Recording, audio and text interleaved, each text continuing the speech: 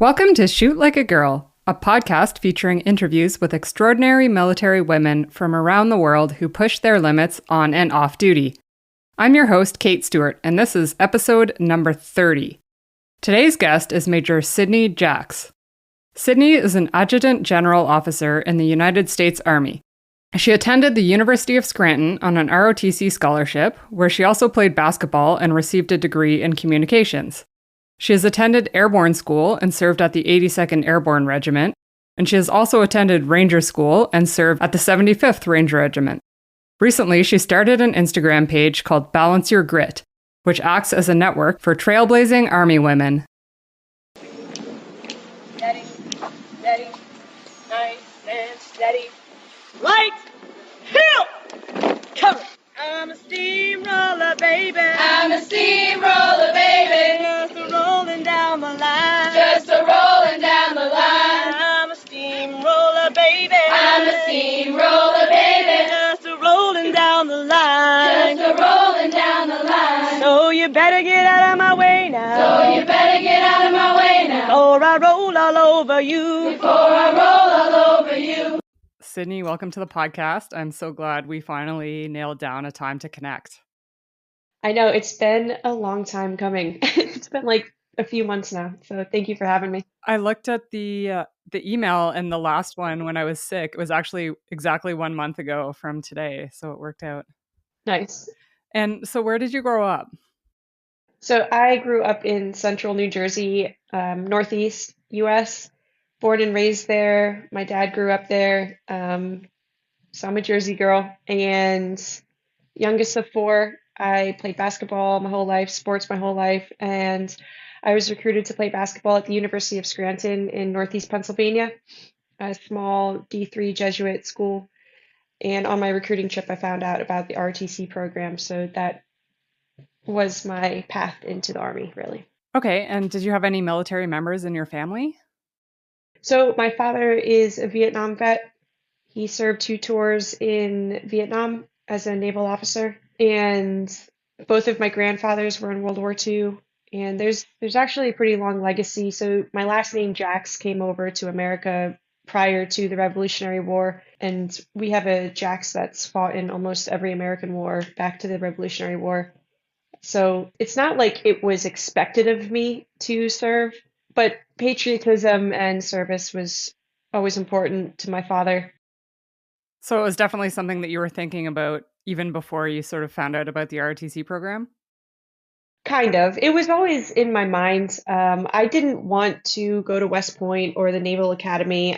I wanted a normal college experience. I had a pretty rough high school experience in my life, pretty rough teenage years, and I wanted to actually experience a healthy social life and explore who I was. And I just didn't see myself being able to do that at an institute or an academy. And I wanted to play basketball. So basketball really was my first identity and my first love.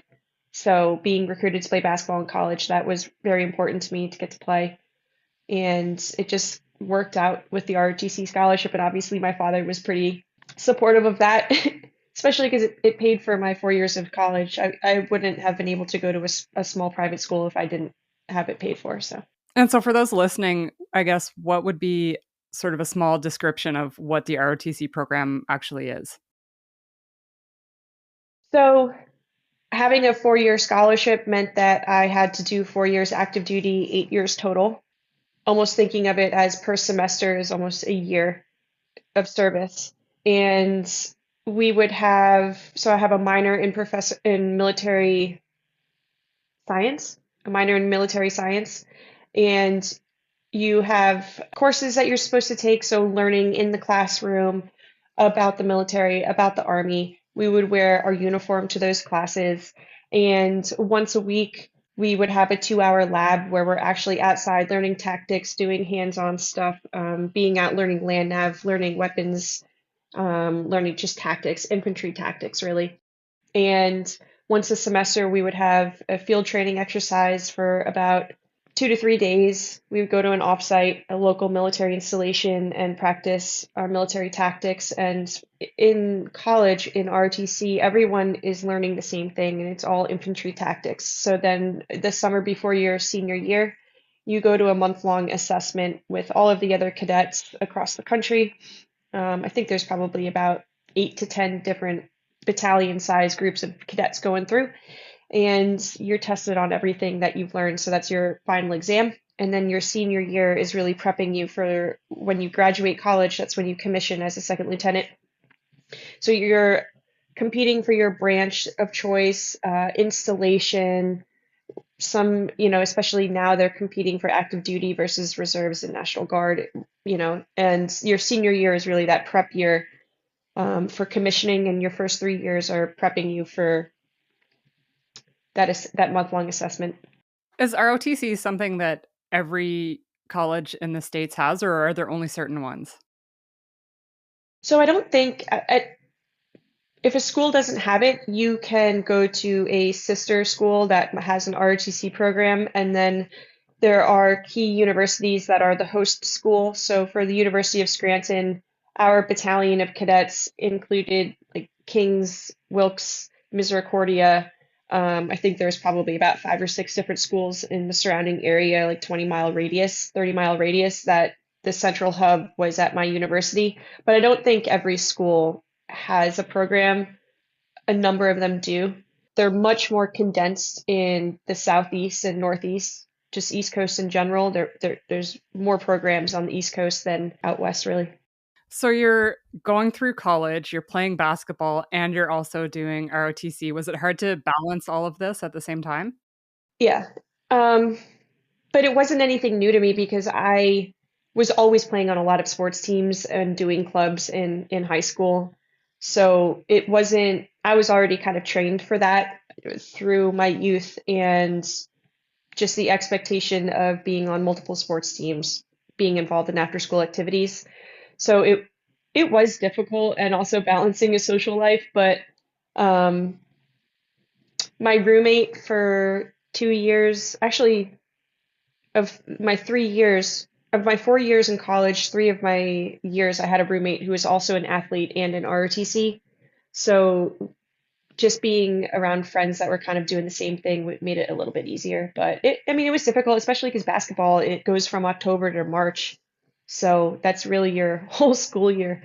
I had a coach that supported me doing ROTC, and my ROTC cadre supported me doing basketball. So because I had both sides really supporting me was the main reason I could balance it. And what made you want to get involved in so many different activities and sports when you were growing up? I loved sports. I grew up in a very athletic family. 2 of my siblings are college coaches, one for basketball, one for men's lacrosse. So I just grew up in a very sports-driven family, athletics-driven family, competitive, and it just kept me busy. I didn't really have too much of a social life other than school and sports. I just didn't really know any other reality as a kid, like looking back on it, honestly. Right. Yeah, I'm just wondering because I was an only child and I just wanted to try all of the activities, as many different ones as I could. And my dad would go out and throw the ball with me or play tennis or do some activities, but my mom wasn't particularly involved in sports. So I'm not really sure where it came from, but I just wanted to try everything I could. And I'm still kind of like that to this day. It's just fun learning new things or just getting out there and doing stuff. So It is, yeah. And I'm always interested in people who stick to just one sport, and sort of dedicate their life to that sport, trying to go to the Olympics or play professional versus someone who just tries every sport, but they're not at the professional level. yeah, I mean basketball, there were times that I would be playing on 2, maybe 3 teams all at once. And I just loved it. Like I just loved to play, and yeah. So that was my thing. And so while you are going through this ROTC training, how do you decide which branch to choose? That's a really good question. So it's difficult too because we're talking about like 18 to 22-year-old kids, and all we're really being taught is infantry stuff. And I was good at that. I was good at the infantry thing. That wasn't an option yet for us, for women at the time. There were discussions about it, but it wasn't yet open, and Ranger School wasn't even an option yet. But I had gone to Airborne School as a cadet, and I was athletic, I was good at those things, but I just didn't want to do that. I maybe there was intimidation in there, but I think I just wanted something different. And I was at LDAC, that's like the month-long assessment before your senior year, and that's really the first time you're exposed to different branches coming in. So are you talking about my specific branch within the Army, or Army versus Navy, Air Force and stuff? Both, yeah. Okay, so I chose Army because I got a 4-year scholarship out of it. And I didn't want to go in the Navy because I would go like fishing with my dad and my brothers, and I was fine on the river. But one time we went like deep sea fishing, and it was horrendous, and I was terrified, and there were huge waves, and I was like, get me out of here. So and like listening to my dad talk about being on a battleship with like 20-foot waves, I was like, that is not for me. So that's how I really ended up Army. But so for the branches specifically within the Army, once we started getting branch week after my junior year, I wasn't really vibing with a lot of the branches, and I was just waiting for waiting for the branch that I was like, oh, this is really interesting to me. And the Adjutant General branch is the personnel branch of the Army. And maybe they just had the most energetic people giving the pitch, but they kept stressing, we're the ones that take care of like military human resources is a little bit different than the civilian side. It's a lot different. And they just kept stressing strength management, operational management, casualty operations, like promotions, and just taking care of the people. I was sitting in like the signal, the commo, and they're talking about radios and equipment, and MI is talking about the enemy and like finding the enemy and analyzing the enemy and everything. But the adjutant general just brief spoke to me. My cousin's a Navy SEAL, and at the time he was a Navy SEAL. And I just kept thinking about, I just want to take care of people like that. And they also stressed the fact that in that branch, you can be assigned to any type of unit. So I could be assigned to a combat arms unit. I could deploy with any different types of unit rather than being infantry in an infantry unit. I could be AG in an infantry unit. So I was ranked pretty high on the OML across the board for cadets that year for the commissioning cadets. So I knew I had a good chance of getting whatever branch I wanted. So I chose AG, and that's what I got. Everyone must be working pretty hard if the people who are sort of don't rank very high don't get their top choices. Yeah, and there's a whole algorithm behind it where there's some people that are in the top 10, 15% get branches that other people don't want. So they have a whole algorithm. So even if you're super high ranked, you may not get your first pick because they want to spread out the talent. But I was ranked high enough to get one of my top choices, and I got what I wanted. So It's interesting the way they do it in the US compared to Canada, because in Canada, going to the military college, you choose your occupation before you even start. So, you're maybe 17, 18, choosing like, okay, I'm going to be an artillery officer, or I'm going to be like a naval warfare officer before you even go to your first year of university. Just based off of, what you hear in a video that you may have seen on the recruiting website. So what did your training look like to get fully qualified in your occupation? it was so easy, honestly. Like the AG, I loved my branch, which is why I've stayed AG this whole time. The schooling, it's the shortest officer course. It's 3 months long. The school itself is pretty easy, but the job itself it has such a spectrum. Like it has it's almost like throughout the history of the Army. After the infantry, actually the AG branch was formed. It's like the oldest branch other than the infantry because it's old. And so it feels like throughout history, whatever had to do with people was just thrown into our branch. So, I mean, we're talking like mail and postal operations to casualty operations to morale and welfare to pay to legal to all of this huge spectrum of like anything that deals with the person. That's the S1 and that's AG. So I think they keep our schoolhouse course pretty short, just broad overall learning of just what in general we're supposed to learn, and then they just throw you out into the job. So the classroom stuff wasn't really that difficult. Mostly they're teaching us how to control F a PDF regulation. They're teaching us how to quickly find an answer rather than memorizing everything, because it's almost impossible to memorize it. So the skill they're teaching us is how to find an answer. So, I mean, if you've gone through college, you're already kind of skilled in that. So then I went through that 3-month course and got to Fort Bragg in December of 2012, where I was a postal platoon leader and I ran a post office. I deployed my platoon to 4 countries between Jordan, UAE, Qatar, and Kuwait for 9 months. Ran postal operations and postal support for CENTCOM. And then I came back to Fort Bragg about a week before I deployed. I was told I was going to an airborne infantry battalion in the 82nd to be their battalion S1 and run their HR. And that was right when they started opening Ranger. So right before my deployment was when they sent the first few women to Ranger School.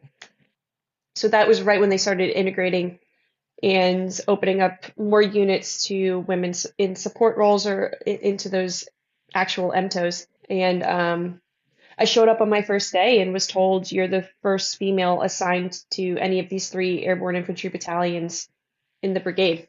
So I found that out my first day and I was like, okay, cool. Like, all right, like, here we go. Like, were you treated any differently, or did you just feel like it was sort of a normal work environment? So I was in that job for 2 years, and there were definitely multiple moments where I was treated differently, but I had fantastic leadership that protected me. And I worked for a battalion commander and a command sergeant major that my first day, my first counseling, they just straight up told me, the success of your integration, like, this is going to be difficult. There's going to be challenges. There's people here that don't want you here, but your integration into our unit is our responsibility, and your responsibility is to do your job. And for us to keep a trusting relationship, that I could go to them when things happened, which they did. And I owe the success of that integration to them and to me. I didn't cower to it.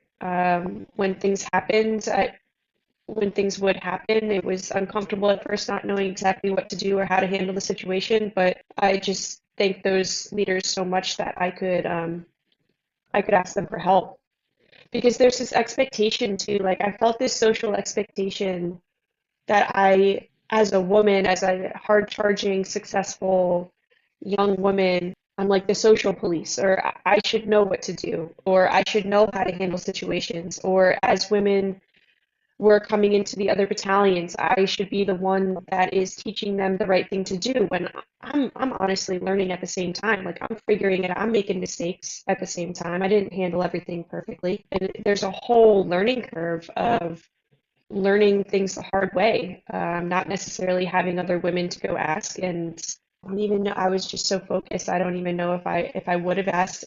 I didn't have a senior woman pulling me aside and being like, I'm here for you. I'm here to help you.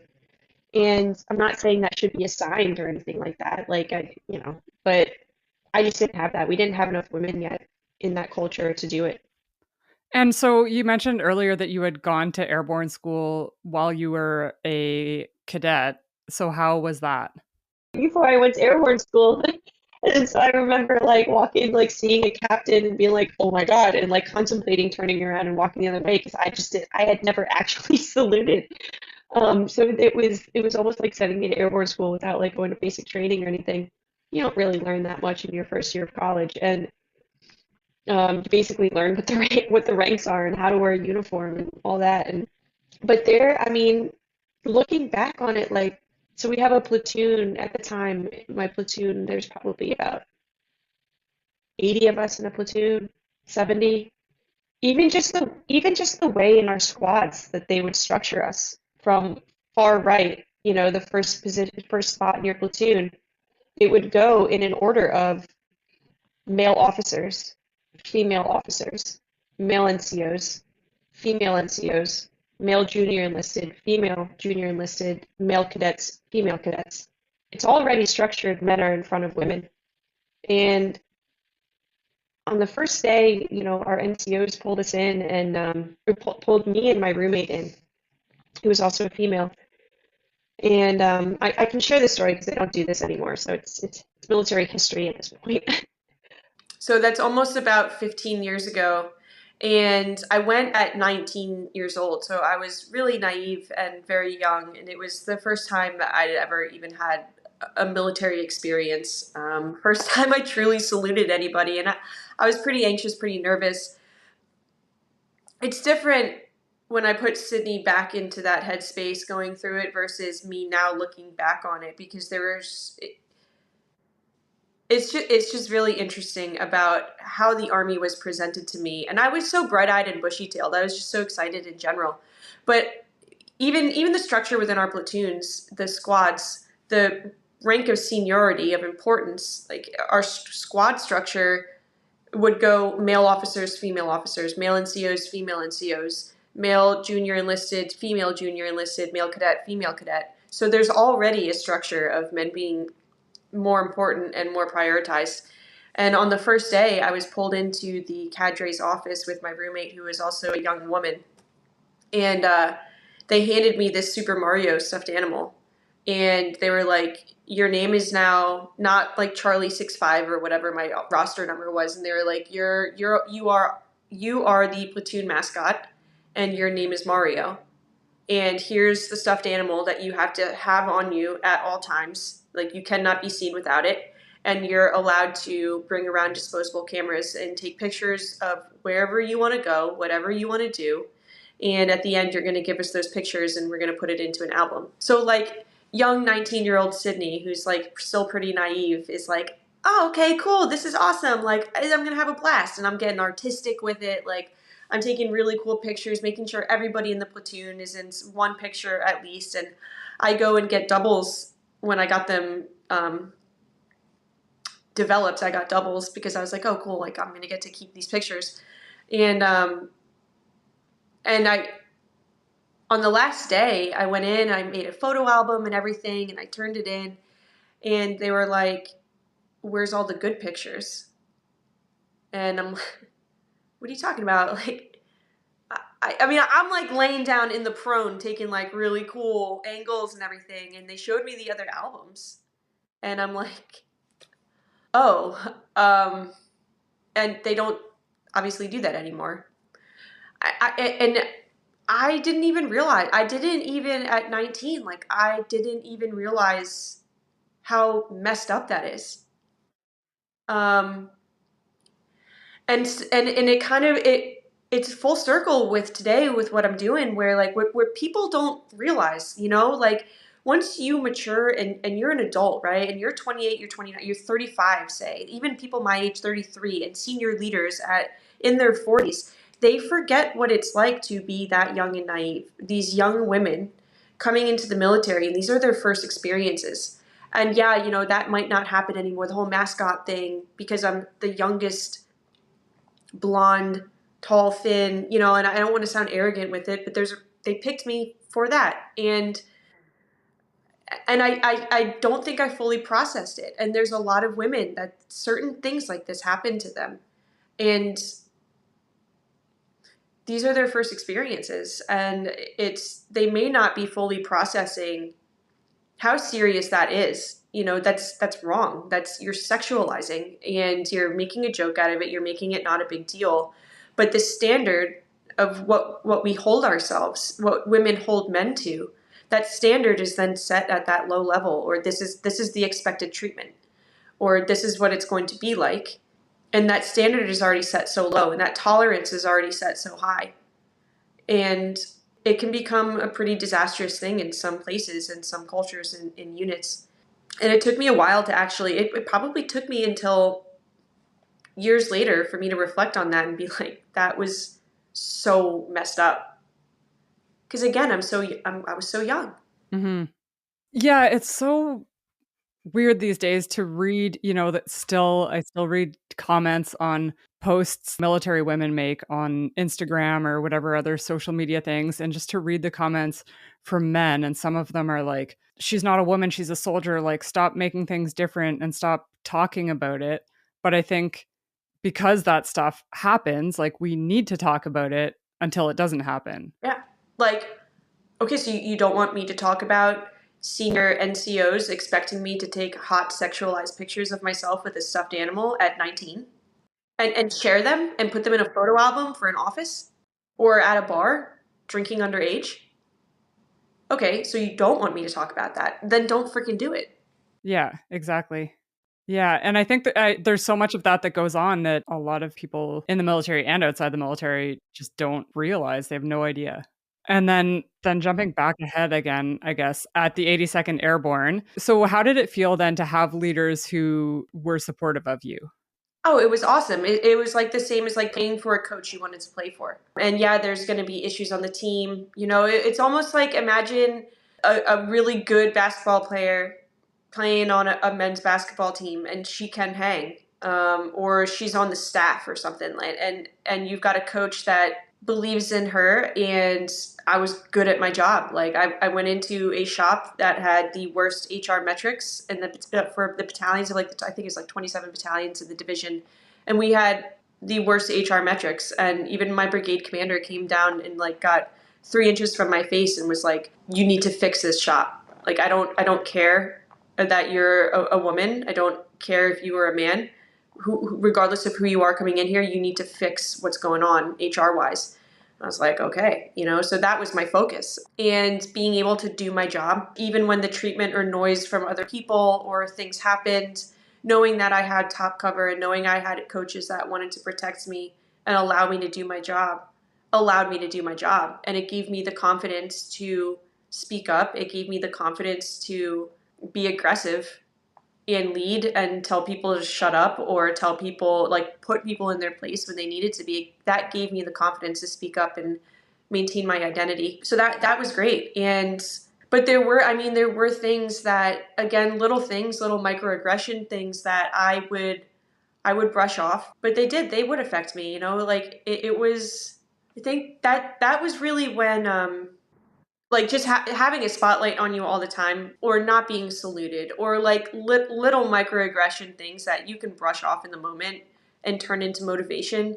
If you don't fully, you can't keep ignoring it at some point, because that memory is somewhere in your brain. It's sitting there somewhere.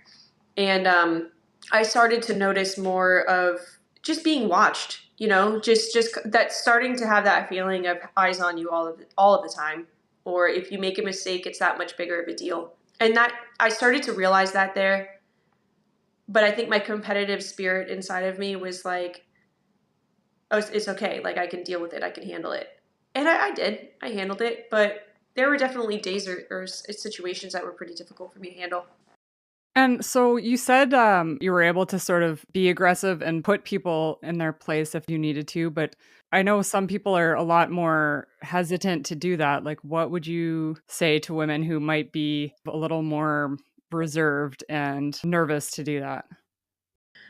I think you need to surround yourself with people that encourage you to do that. And sometimes it might be people that you least expect. It might not be those studs in the unit. It might not be those Captain Americas. It might not be those people that everybody looks at and worships. It might be some of the least expected people that you can create friendships with, that encourage you and help build your confidence, that support you when you take the risk of speaking up for the first time, and don't shame you for it, or don't make fun of you if you do it the wrong way. Because it's practice. It's you have to start with the small things. And it's like developing a muscle. It's like you're going to the gym to work on legs. Socially, you need to work on your presence, and you need to work on being able to address things or work on your confidence. And if you stop working on it, it'll depreciate and you'll lose strength in it. So that's how I describe it to a lot of the women I talk to, where it's brain workouts. You have to treat working your brain like you're working your body. And I think, one, it takes practice with small scenarios. Not even necessarily in the workplace. It could be outside of work, and just working on that confidence of speaking up for yourself and speaking for yourself is another thing too. And surrounding yourself and making those friends and finding those people that do support you. And they may not even be in your unit. It may be online. It may be a mentor that you met and you have weekly phone calls with them, or it might be a friend that's on post, or it might be a roommate. But surrounding yourself with people that do support you and do believe in you is the first step. And so when you're hearing about these first women going through Ranger School and Ranger School opening up to women, did you immediately think that that's something that you wanted to do? I was so intimidated by them. I was like, these are the most badass women. They are so cool. Like, they ran as a clique on Fort Bragg. I was asked to go, like, be a part of that first, like, pre-Ranger group of women, but I chose to deploy because I wanted to deploy. I was like, okay, well, if they're opening up Ranger School, that could always be something in the future, but I don't want to miss a deployment. That was when they started to, like, cut down on deployments too. So that was more important to me. And then I think coming back, and I mean, again, I was a postal platoon leader, so I didn't know that culture yet. I didn't know that culture of the women who were doing CST or doing some cooler shit than I was. I didn't know that culture yet. So when I came back from that deployment and was in an airborne infantry battalion and kind of got that title of being the first female in one of those units, and that helped my confidence. And then realizing I could hang with those guys, like I could hang physically.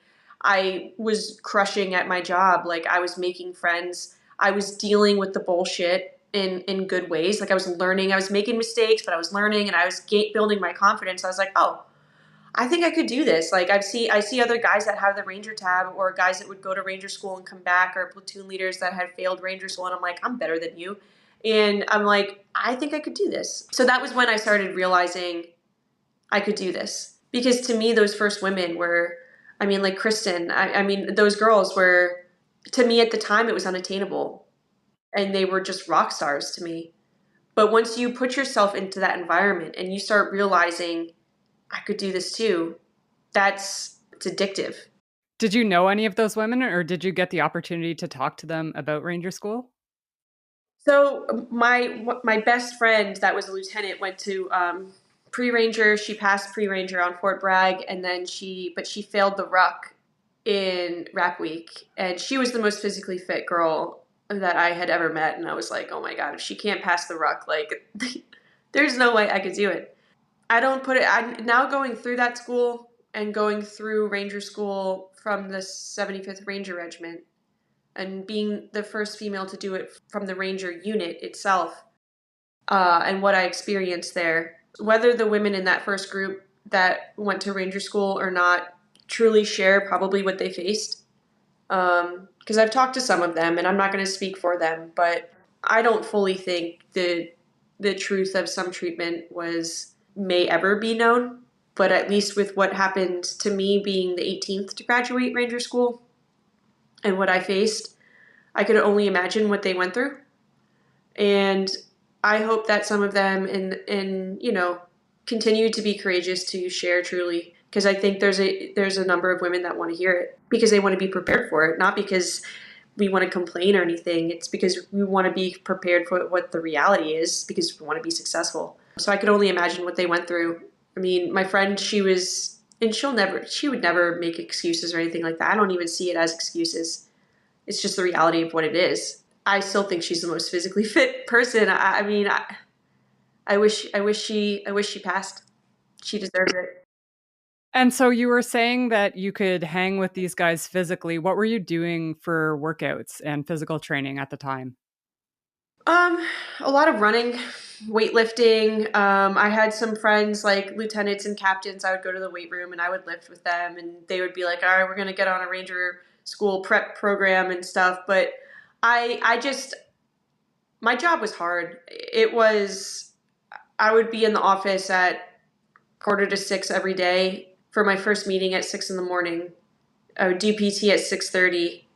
I would be at work. There was at least one night a week I would be sleeping in my office, because that was my focus. Was by the end of that job, by the end of that 2 years, about 18 months into it, we were then the best battalion HR wise in the division. So we went from the worst to the best, and that's not all on me. That's just on me working the systems and figuring out what works, and then just being completely dedicated and married to it.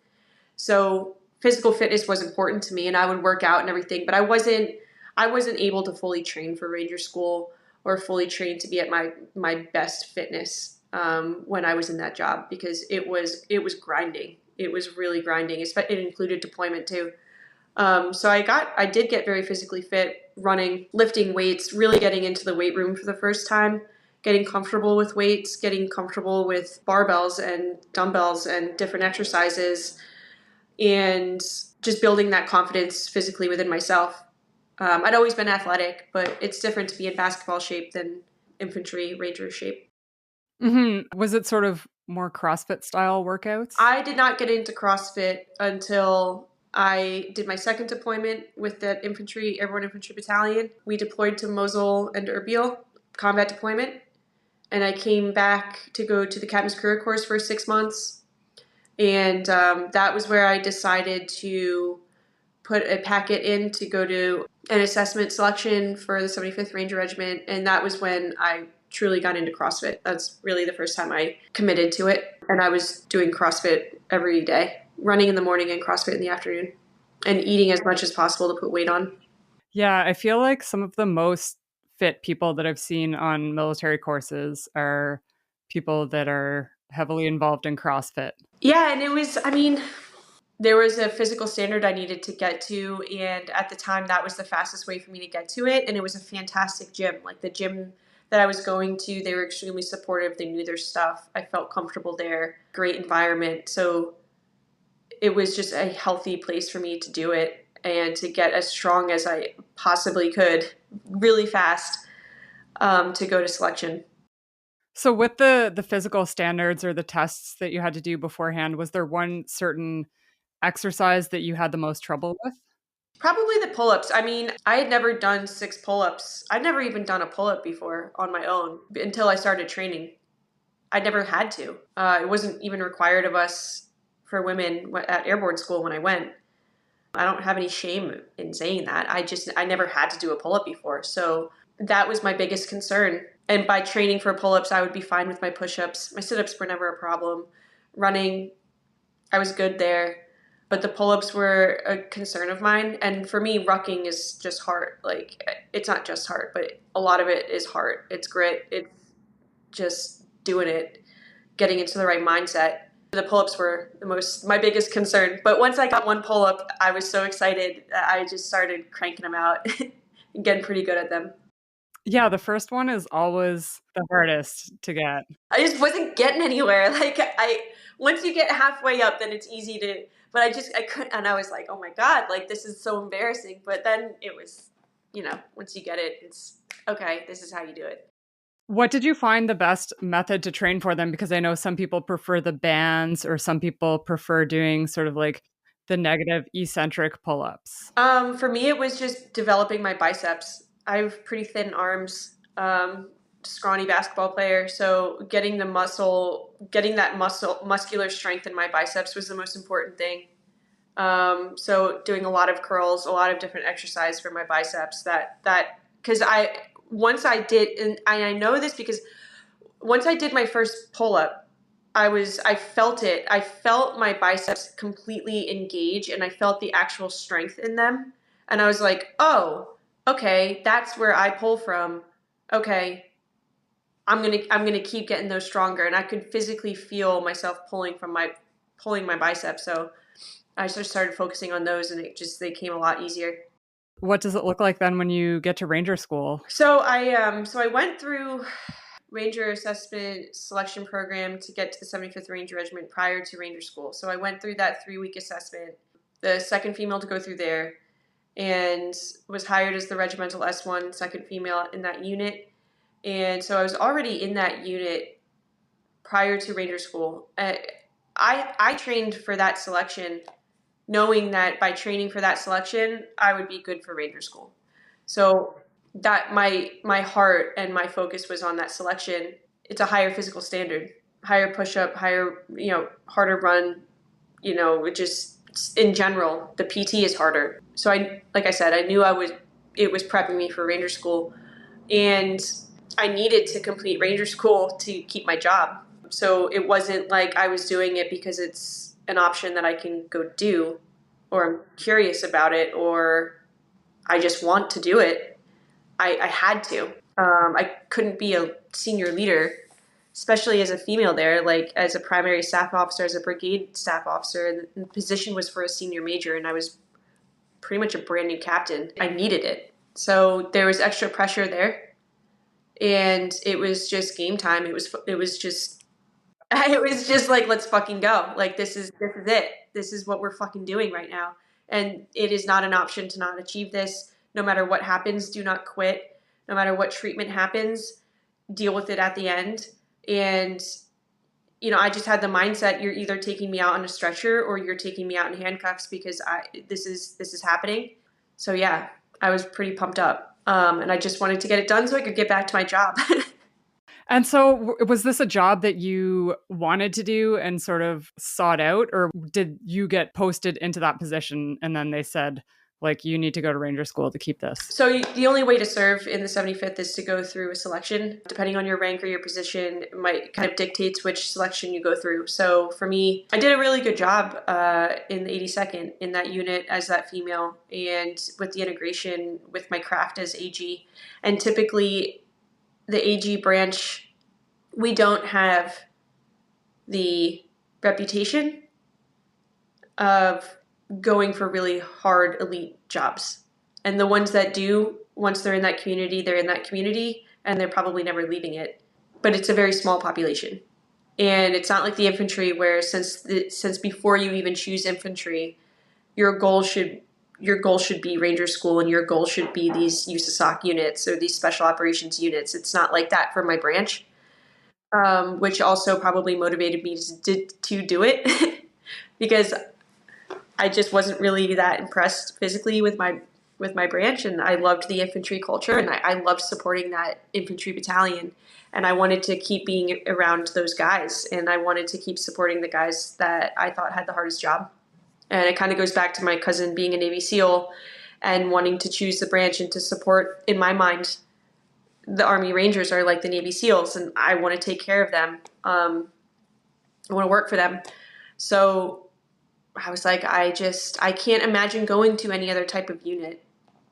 And that's why I was like, okay, I put a packet in to go to 75th, or at least to get selected to go to their selection, because they're constantly getting packets of people trying to work there or get picked to go to their selection. And I had already known that they were interested in me, because it's hard to find AG officers that want to go do that type of job. So I already knew they kind of had their eye on me. And then once I decided to go for it, I put my packet together and went to selection. So yeah, it was a choice. Like, you have to choose to want to go to assessment, to selection. The Army doesn't pick who goes to selection.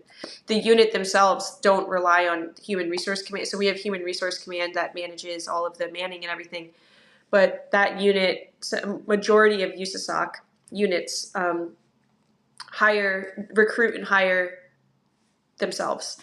It is pretty neat that you can do a job that seems to challenge you more intellectually and be in line with what you want to do, but then also on the side have the option to do sort of the more difficult courses and the more hardcore type of thing. I mean, it's like it's a mixture of it. Like, I love what my craft is in HR, and I love being in those difficult units. So to me, it was like kind of the right fit.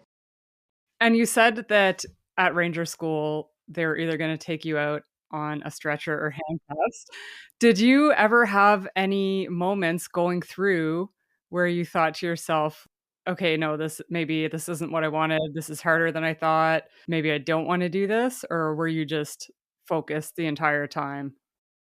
Yeah, I mean, those thoughts might cross your mind of like, is this really what I want? But it wasn't about me. It was so much bigger than that for me. Just especially going, it was a real wake up call. Like, and I'm not speaking poorly on the 75th. There are amazing people there, but the people who, especially the ones that were not in that unit anymore, that hold their identity in that unit, which I understand where they're coming from. Like, I understand that you can lose your identity and it'll completely become your unit. But I had already started receiving so much pushback, even just wanting to go to selection, even just wanting to go to RASP.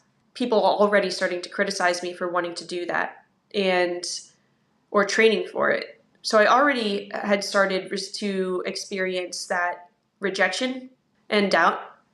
And so by the time, I mean, training for Ranger School, it was well before I got to that school did I have in my mind, this is bigger than Sidney. This is bigger than me. And I have to do this for my unit. Like, I have to do this for the 75th. I have to do this for the 82nd, like my home. I have to do this for those younger Sidneys that, like myself, that didn't think I could even get to that position in the first place. When they opened up Ranger School, I was like, I would never be able to get there. And then I was there. So there's plenty of Second Lieutenant Jaxes out there that don't think that they can do this. And I'm going to show them that they can. So when I would start having doubt, or when I would start thinking selfish, I'm too emotional. I'm too emotional and too empathetic, I think, to give into that. And just some of the treatment, a lot of the treatment, I was so fucking angry and disappointed, and like, you're not going to win. I'm not going anywhere. Like, you can try whatever you want, but I'm not going anywhere. And if I fail, I'm coming right back. So it was that mindset. I have read anecdotal bits online of women who have gone to Ranger School, and I just read Lisa Jaster's book. And, I see the comments online from these men who, have a cousin's, uncle's, friend's brother that said that they taught on the Ranger course and they lowered the standards for the women. But from what I hear, it almost sounds like they made it harder and they made it worse. And they were held to 100%. a higher standard. It's taken me years to get to the point where I will just flat out say it's not true. It was harder. And I have no hesitation saying that. I don't care what narrative, I don't care what excuse or what story that they want to spin to tell whatever narrative that they want, or to show whatever proof. It's not true. The standards it wasn't dropped. It was fucking harder. And I can't speak for anybody but myself, but going through as a captain, going through selection, going through already being in airborne infantry units where people have their Ranger tab and already knowing what goes on there, and like I did the school twice. I did every phase twice. And I'm looking at guys who have no idea what they're freaking doing and getting goes for their op order that I wrote them word for word. I wrote their script and they're getting a green on their op order. And then when I write the exact same thing, it's completely torn apart. Yeah, I can't even imagine, like you said, how angry and how frustrating that would have been. But it's almost like then if you do quit, then that's exactly. that It lets lets them win. It gives them that. And I never had a general walk a lane with me. I never had any. If they did, it wasn't there to help me, because they would have spotted mistreatment and they would have done something. And if I get crap for saying that from somebody in the Army, then whatever. But that's the truth. That's what happened. What was the hardest part about that school for you? The heartbreak of treatment. I think it was that loss of innocence. I think for women, I think there's always a point at which in our career where you lose that innocence, and that happened there. Where it didn't matter how good I was, it didn't matter how smart I was, it didn't matter how hard I was working, it didn't matter how good of a teammate I was. It didn't matter how much I was sacrificing for the guys in my platoon or helping them, or it didn't matter how much I was following the Ranger Creed. There's just bad people in positions of influence.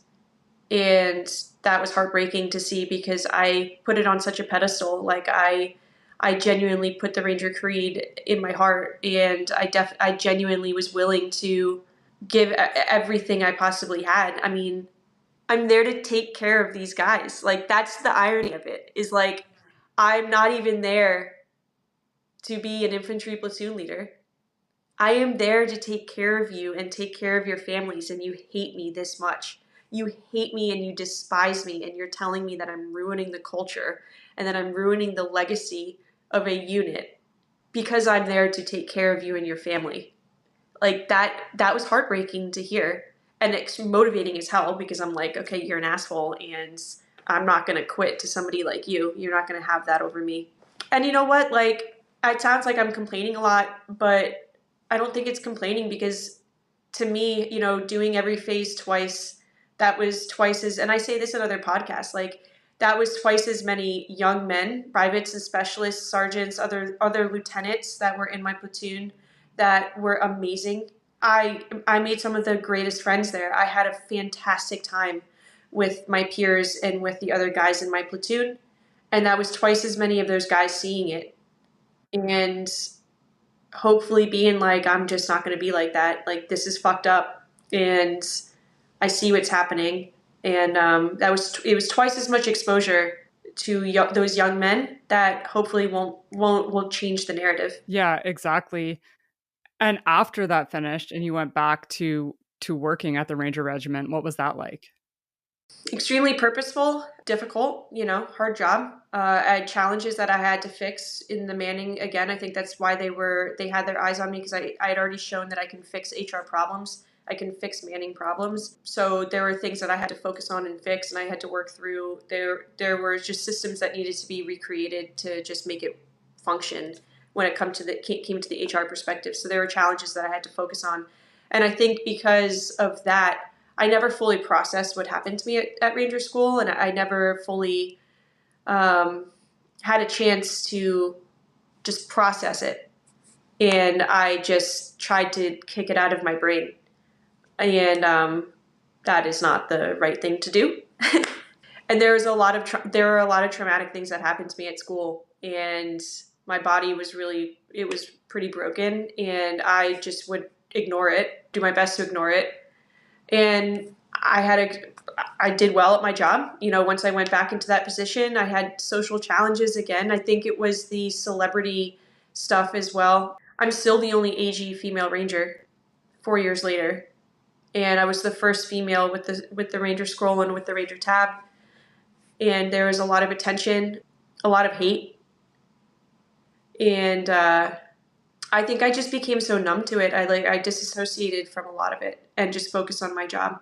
It was probably about 4 or 5 months later, the paranoia started.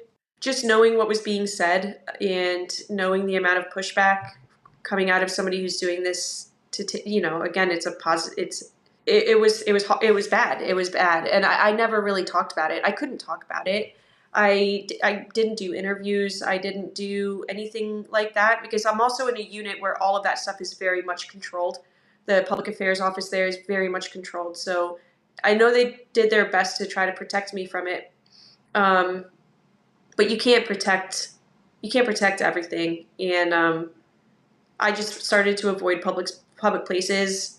The paranoia started to become like I would see things. I'm also coming out of 6 months where I was hallucinating a lot. I didn't, like, my brain was still damaged.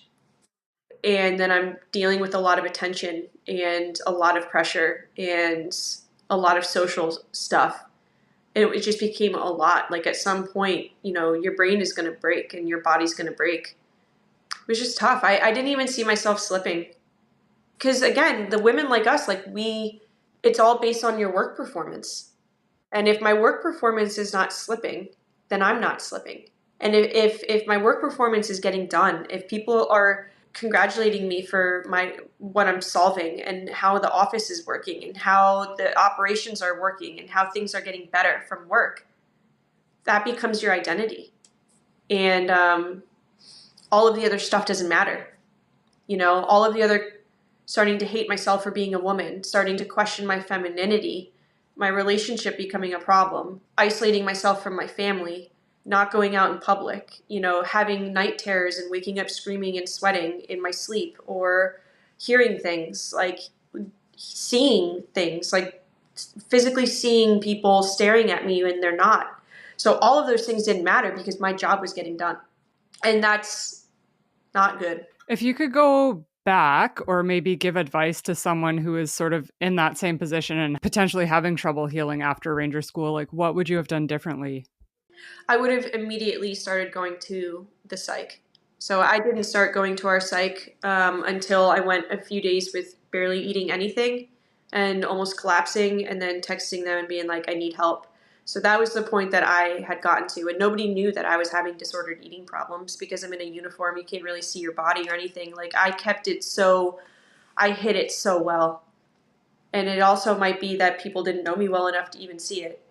And because I didn't let them in to see it well enough, or open up enough for them to know me. But I definitely, for those women, like you just start immediately going to the psych and immediately start working on that. And the other things will start to kind of fall into place, and being able to allow somebody else to help you realize what you need. I was not even in the capacity of knowing what I needed. Nothing was about me. It was all about my job. So I couldn't even at the time I would have even said I'm fine because I was lying to myself to get my job done. Were you hesitant to go to the psych because you were thinking of potential career implications? I think I was more hesitant because I was too scared of the reality of what was happening in my personal life and in my own mind, that I didn't want to face the reality of what I was going through. And I didn't want it to jeopardize my job. Like I didn't want it to jeopardize my work performance, or I would just be like, oh, but I have a whole day of meetings and work I need to do. I don't have time for it. And I would just create excuses to avoid the reality of why I needed to go. And what else did you do other than the psych for self-care or healing? Nothing. Once I hit my 2.5 years there, and once my replacement passed his selection, and he PCS to my job, then I went through, COVID happened. And this sounds really messed up, but it couldn't have come at the better time for me because it forced me to be isolated and it forced me to be alone and not wear my uniform. And so I PCS to Orlando, Florida for a year in a training with industry assignment where I learned software. And that's what I'm doing now, is implementing that into Army talent management and HR stuff. It forced me to be alone and heal and just isolate myself. And every day I was doing a lot of intense self-work and a lot of therapy. I did about 6-7 month female athletes with disordered eating program. They almost sent me to an inpatient program for my disordered eating. So those last few months, it was every day of the week I was doing something, whether it was psych work, behavioral health, or dietitian. Because I think once I started talking and once I actually started sharing, I think people were like, holy shit, because I didn't say anything. I think that happens a lot, where some people who, you see as these sort of high performers and high achievers, and then find out, sometimes it's even years later, that everything wasn't all perfect for them. I think it's definitely a lot more common and something that we need to talk about more. Yeah. And I talk to there's a lot of guys that reach out to me on my page too.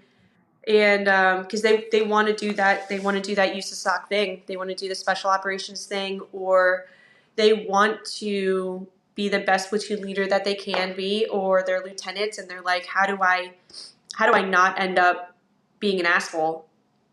Or how do I avoid mental health stuff? Because they may have childhood trauma or something. And it's like, there's a huge preventative thing from doing therapy and behavioral health and psych work. It doesn't have to be reactive. It's preventative too. Again, it's going back to, we need to start talking about the fact that we need to train our brains like we are training our bodies to be able to handle conflict or social conflict or improve empathy or improve different thinking styles.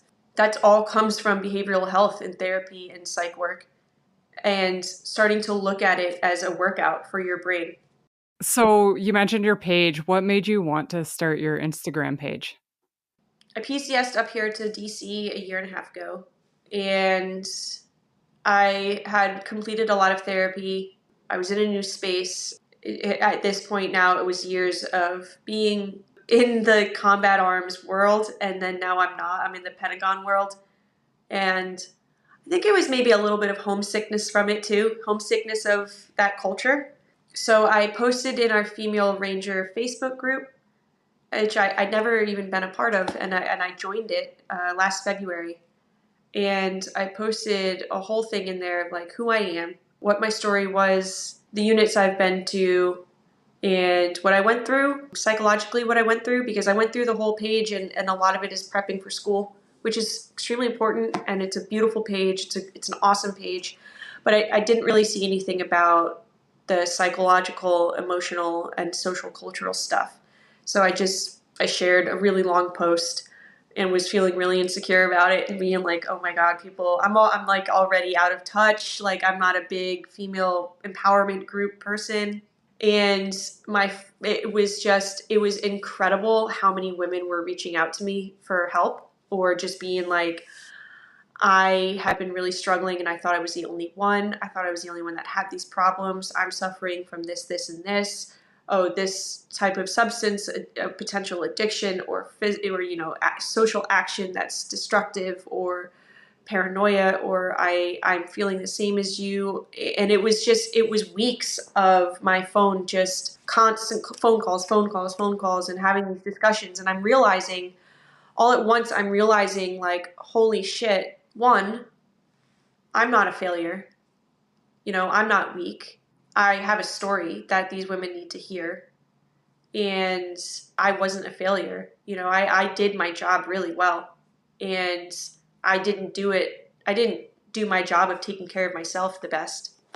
And there's other women that are doing the same thing. Like, these women are crushers, man. Like, they're doing hard jobs and they're doing really well, but they're experiencing the same mental shit that I went through. And we're all going through this and we're not talking to each other and we're not sharing it. And like, even my girlfriends that like we were there together, not like romantic girlfriends, but like friends that were girls. Like, not that there's anything wrong with that, but I don't want to get in trouble having like, relationships if I'm not supposed to or whatever. So like, even my friends that were girls at Regiment, like I reached out to them and asked them like a couple of years later, and they're like, yeah, I was going through that and going through it. And it's like, I feel like we don't share the really hard side of it with each other. One, for the same reason I was talking about before, is like that reality check of that fear of the reality that they're not going through it and it's me and I'm the problem. When we're both going through it at the same time. And if we just talk to each other, we can lean on each other and just know, bottom line, we're not alone and we're not crazy. And it's not that we don't suck. We're not failing. We're not crazy. We're not the problem. We're just all going through the same stuff, and we need to start talking about it and telling each other about it and teaching each other what works and what doesn't work. So that all led into this Instagram page. And so what is the importance of mentorship for you? It's something that I never had from a woman that I wish I had, and I think it would have really helped me. I had fantastic friends that were girls that were there for me, but they could only understand so much. And I think mentorship really took a completely different purpose to me, being the mentor to these younger women and realizing how bad they need it. And it's not that how bad they need me. It's my experience, how badly they want to be successful and how badly they need that love. They need a big sister. And I know what that's like. I didn't realize how badly I needed it until I'm having these conversations with these younger women and knowing how much they need it and being like, fuck, man, I should have started this a long time ago. I should have started doing this a long time ago. Do you think that a woman needs to have a woman as a mentor and a man needs to have a man as a mentor? I think people need to have mentors of all types. I think women need to have male, female, gay, straight, white, black, non-binary. I think everybody needs to have a complete diverse inventory of mentorship. I don't think it should just be women going to women. I don't think a brand new woman coming into a unit should automatically be paired with a woman. I think they should be paired with who they click with, but they should have an inventory of a complete diverse group of people that they can turn to continue to grow and learn and not be closed-minded. Awesome. I never had the woman mentors going through my career either. And I guess some of the people that I will message or call when I'm having something going on in my career that I need advice for are men. It's so neat to see on your page, you'll post like oh, there's a woman wanting to do this course at this base. Like, does anyone know anyone? And then you just make those little connections through your network. And I'll be honest with you, there's junior women that I turn for mentorship. I turn to them for that. There's captains and there's lieutenants that like I reach out to for advice for myself too. Cuz I don't know it all. And I try not to act like I know it all. But just having that community of people that they just get it. Like we have a like interest, a like crazy screw loose. I have some of my best friends are women, but they didn't go through what I went through. And I can't, there's things you can't explain. There's treatment that you can't explain, but you have a connection and you have a common understanding. And it's so important to have that, to not feel alone in that. Well, I was going to say how neat it is, like you were saying earlier, how you get messages from men and, having men follow your page. And that's something with this podcast that I didn't really expect. When I look at the listener data, about 35% of my listeners are men. So that's definitely something that I did not expect when I started it, but I think it's awesome. Yeah, I think there's a lot of good men out there. And there's a lot. And there's a lot that deserve a lot more credit for being amazing people than they get. And I think it's pretty difficult right now to be a guy and to not feel like you're walking on eggshells, because there's a lot of fantastic guys. There's also a lot of horrible guys out there. A lot of horrible women too. And it's learning how to navigate that. And I think that's one of the things I absolutely loved about being in those all male units is for the ones that were great, I felt like their sister. I felt like their big sister or their little sister. I felt protected by many of them like that. And there's like I said, there's the evil, dark stuff that happens. And, but they want to keep learning. They want to know how to lead and create a good environment for women too. And there's a lot of men that reach out to me for advice being like, can I just pick your brain on this scenario? Like, what's your perspective on this if I handle this situation this way? Or what can I do to support this woman that is in my squad and she's going through this? Like, what am I missing in a way to support her? And that is just that male population feeling comfortable with me to reach out to me for advice. And that happens quite a bit, but there's a lot of guys, I've never met them. They'll follow the page, feel comfortable and not judged to become a better leader and to become a better man. Mm-hmm. Yeah, that's so amazing to hear, because especially in Canada lately, we've had some bad press with some of the male leaders in the military. And I think that overshadows some of the really amazing leaders. And I wouldn't be where I am in my career now if it wasn't for some really amazing men along the way. So I think that sometimes they deserve a little more attention and love as well. Yeah. And encouragement to speak up, and like encouragement of like, you're a fantastic man. Speak up for us too. Like you're a part of this too, And I think sometimes giving them that confidence, it helps us too. And so I have another question. How do you deal with negative comments online? Like, are you an ignore and delete kind of person? Or do you maybe use that as attempting to make it a learning moment for that person? So I'm continuing to learn. I'm different with how I handle it now than when I started. I am not someone that just leaves all the comments for algorithm stuff, because that's not the environment I want to set. I want women to come, and women and men to feel safe on this page. So I think I've turned probably about 70 to 80% of my posts, turn the comments off, especially when a post is about to go viral. It's a really weird fucking thing to have a post go viral, and I don't handle it well at all. I've had a few posts go viral, and every time it happens, I am really triggered and I fall back into some pretty poor things, just my eating or just paranoia and stuff. So I get really triggered by it. And it sounds like really ungrateful when it's like there's people that would do anything to have a post go viral. But it's not like I'm selling a product. It's not like I'm making art. It's not all of that. It's like I'm opening up about really tough stuff. So whether it seems like that or not, like the conversations and the things that are the motivation behind it it's pretty dark for me. So I realized there's a lot of posts where I'm like, oh, this is a pretty controversial one. I'm just going to turn the comments off. And if I get to the point where I delete 3 horrible, disgusting comments, I'll just turn the comments off. There have been days, even with this project, where it's like every 15 minutes I'm refreshing the comments and seeing what is being posted and deleting and blocking, deleting and blocking, deleting and blocking. And it's like, that is just really not sustainable. That's not healthy, and that's obsessive, and I don't want to do that. So I'm learning as I go. It's interesting too, because, you know, you're talking about it going viral, but it's like, okay, if your goal is to be a social media star that's literally just getting paid by YouTube or selling a product, then that's great. Whereas in your case, it's like you want it to go viral among the people that you want to reach and help.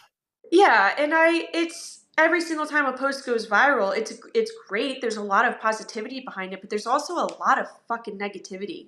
And I don't, I know that comes with the territory. And I want to take this bigger. I want to take this project bigger. I want to see where it can go. But I need to go at my own speed of my own mental health, because I don't want to ever go back to where I was. That's insanity, is setting myself up to go back to the same place. And I don't want that. So there's a lot of hate out there. There's a lot of really disgusting, horrible comments. I've had to report people, active duty soldiers, junior NCOs saying horrific things to me. And it's like, if you're saying that to a major, what the fuck do you think they're doing to a private? And why are we shocked? Like, why are we shocked when certain things happen in the media? When they feel that comfortable? What culture is this sergeant, this E5 sergeant in? What culture has already given him the confidence to say to me things that are just repulsive? He's been given that confidence from somewhere. Yeah, I don't know. And I think about this a lot. It's like, what's the solution? Like, how do we change this? Because I can't even fathom in my mind, like, what makes people think that way and say that kind of stuff. Not feeling love, I guess. Like, just not feeling love. Because if you can feel the power of love, and I'm not saying like in a monogamous relationship or something like that, and you can receive love in so many ways. And you may not have felt it from your parents, or you may not have felt love ever in your life, but you can feel love from a unit. You can feel love from your culture. And I sound so hippy dippy and soft and whatever. And people are like, oh, well, that's why you have all these psychological problems. Like, fuck off. I did my job really well. And I think it's because you see so many people that don't have love, and they don't have that teamwork, and they don't maybe feel genuinely a part of a healthy team. And it's sad. Like, it's sad to me. It's sad for the victim in my mind, and it's also sad for the perpetrator. That's like, what has gotten you into this mental space, and how has it not been caught? What have you not received in your life to keep you happy and healthy and just wanting to see people do better, and like wanting to lead with respect? And I think there's just so much hate, and there's abuse, and there's trauma that's not being treated. What a difficult life to look at life with that much hate. But to answer the question of like, what is there to do? It's a team effort. Honestly, it's having the courage of, especially as a leader, when you have a soldier that's troubled within your responsibility, is not treating them like shit, is finding the help that they need. And that's not coddling them. Sometimes it's tough love. Sometimes it's actually taking the time to get to know them, giving them a little bit more attention of figuring out, where is this trauma, where is this pain coming from, and giving them a chance to actually start to trust and learn. It's like, how do you earn the respect and trust of rehabilitating a dog into, I'm not comparing people to dogs, but it's like the same thing. It's like, we can rehabilitate dogs into families, and they can be loving, great teammates, great partners. We should be able to do the same thing with people. That is actually a good way of putting it. And so what are your future goals with the Balance Your Grit project? Where would you like to see this go? Right now, it's shared knowledge. And right now, it's building the confidence and building that network of, there's a group of very active and participating women in this page that are starting to mentor on their own, or I'm starting to be able to trust and learn the personalities and be able to pair women up together. So I'm kind of focusing on that and doing more podcasts and just getting the narrative more commonly talked about. Big picture things, I can only go so big as long as I'm still in the military. Like, I have a job right now where I can put this amount of energy into it. If I were to go to a really difficult job, that's a concern of mine. I would definitely have to dial back quite a bit. Podcasting would be one thing, but I need to figure out a way where I can be more active as like a victim advocate for these young lieutenants, for these young NCOs and young women, like I was talking about, from that like 19 to 23, 24 age range, in helping them navigate an investigation or helping them navigate to report something and what to expect within the legal system. Because a lot of times they become very intimidated, or they're told certain things, or they are threatened, or they're told to, take things out of their sworn statement, or intimidated, and they fold. And I don't think the full picture is really making it up to the people that need to see what the full picture is.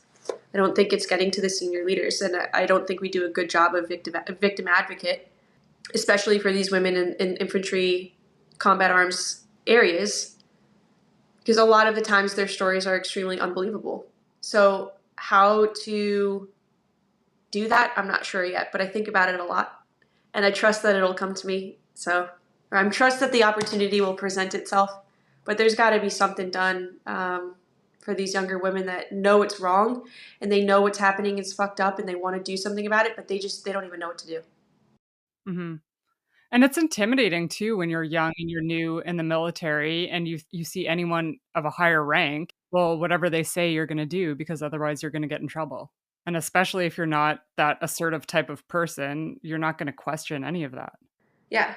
And then that leads to hopelessness, that leads to isolation, that leads to imposter syndrome, that leads to lack of trust, that leads to not being able to see a future, not seeing a purpose, not feeling valued.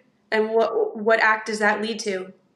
You're in an extremely vulnerable state. So, from one side, now you're a prime victim for somebody that could take advantage of you because you're extremely vulnerable with no confidence. Okay, sexual abuse, sexual assault, because you're also too scared to report it. It's all connected.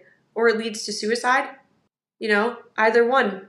Or it leads to getting out and hating the military, or starting to hate your country, or not trusting your leadership, or not being able to trust men, not being able to trust anybody. Like, that's what some of these women face, and they still grit through it. They still do their jobs, and they still stay focused, and they still stay loyal. They still stay hopeful. But and that's that grit, right? And like, that's the grit that it takes to stay focused and somehow block out all of this extra shit and keep doing your job.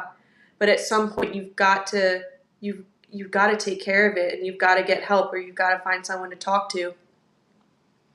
And it's heartbreaking when you hear like the bad stories. It's heartbreaking because that's just one more person that could have been helped. So where I can take this, it's somewhere. I know it'll go somewhere. I know something good will come from it. Good things have already come from it. But how to turn it into something more, I know it'll present itself to me. I'm just kind of waiting for that to happen. And how much longer will you stay in the military for? I don't know. I've never been like I said this on another podcast, I'm not like a big goals person, because I don't want to limit myself from any opportunities that present themselves. That's how I ended up at 75th and going to Ranger School and doing Balance Your Grit. It's like I like to stay fluid with it. So I don't know. As long as I'm feeling a purpose and I'm happy and I'll keep doing something. But right now, like what I'm doing with this page, and I don't know if my story has led me to do this and turn this into something more. I can live with that. Like, I could live with choosing this over the service right now. And how did you come up with the name Balance Your Grit?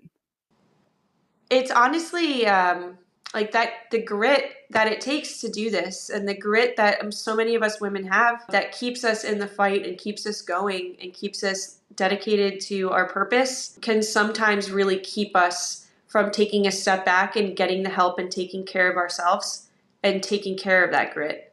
And it's got to be balanced. Like, that hard charging shit has got to be balanced with something to stay sustainable, to keep that grit sustainable, or else it can lead to a pretty dark place. And so that's where the phrase comes from. And my final question that I always ask everyone, what advice would you give to women looking to join the military? And then for you specifically, women that want to go to Ranger School? So you have got to surround yourself with people that you want to be influenced by is number one. And that kind of ties back to my mentorship thing, which is surrounding yourself with all diversity and stay curious, stay wanting to learn, stay wanting to grow. Volunteer as much as you can for all of the weird stuff that you could volunteer for, the extra duties, the extra weekend taskers. Volunteer, because that's where you're going to learn and you're going to meet different people. You're going to find that diversity. You're going to make mistakes and you're going to get to learn from them, which is important as well. It's important to make mistakes. And my other advice is like, nothing is going to come when you want it and nothing's going to come immediately or easy. And you have to be patient, and the minute an opportunity presents itself, that's when you go for it. And I never saw myself being able to achieve the success that I had because I kept the perspective of I'm just going to work really hard. I'm going to do my best. I'm going to take care of people. I'm going to be a good person as best as I can be, and just go for the hard stuff. Like take the opportunity when it's there. And I think a lot of young people get very discouraged because they don't have that immediate satisfaction and they don't have that immediate sense of achievement. And there's not a lot of firsts anymore, which it doesn't fucking matter. But those opportunities and that purpose will present itself when you stay patient and you trust that they will come. And I see a lot of young people just quitting because their purpose hasn't presented themselves yet. And you got to be patient for that. And where can people find Balance Your Grit online? It's on Instagram, balance_your_grit. Awesome. And is there anything else today that I maybe missed or that you would like to add or talk about? No, I think honestly, this was one of the best podcasts I've done. Like, you're really good at this. You're really good at the flow and the progression. Honestly, I never wanted to start a podcast, and I'm such an introvert, and I'm still like nervous talking to new people. Don't cut this out either. Leave this in it. Okay. All right. No, but thank you. Thank you so much for your time, and I'm so glad that we finally got to connect.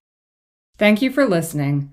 The biggest way to help support this podcast is to leave a rating and review on your Apple Podcasts and Spotify apps. You can also visit my Instagram page at Shoot Like a Girl Podcast to see photos from the guests, keep up to date with the podcast, and find out about any merchandise releases.